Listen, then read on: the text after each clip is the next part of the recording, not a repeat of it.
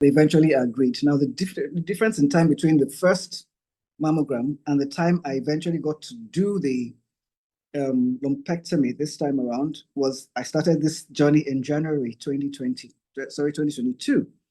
And it was in April, last week in April, that they took it out.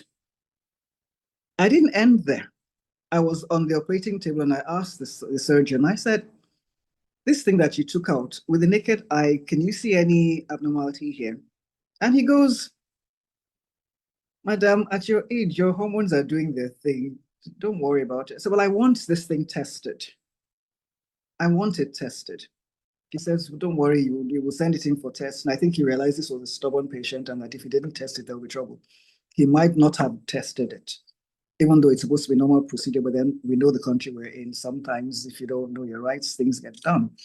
And so obviously he had to send it in for testing.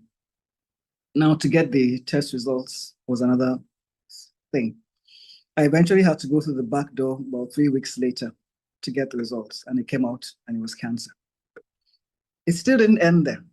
I picked that up and was like, now what do I do? If the hospitals around me cannot get me a diagnosis without me making noise, obviously these are not the ones that will manage me. How do I treat this? What next?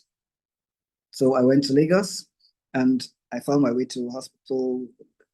That's another story. The hospital was set up the year before this diagnosis. And I sent her a message on LinkedIn and she said I should come over the following morning fasting. I came in and ran the whole gamut of tests. We had the blood work. When the results came out, I went in for a CT scan. When I came out, she arranged for a biopsy for me, saying that because by this time it had spread to lymph nodes in my armpit. And while the surgeon that was performing, he asked me, he said, wait, did you say you had a lumpectomy? I said, yes, just 3-4 weeks earlier. And he showed me something on the screen. Apparently, the surgeon did not take out everything. So that was yet another thing. Now, in answer to your question, that's why it's important to know your body. Nobody knows your body better than you. So sometimes you're dealing with stuff and yes, you follow the protocols and you go and get tested, but when something is not right, it is not right. And if you know that in your body and you don't take charge, then you invite cancer cells to spread and do their thing.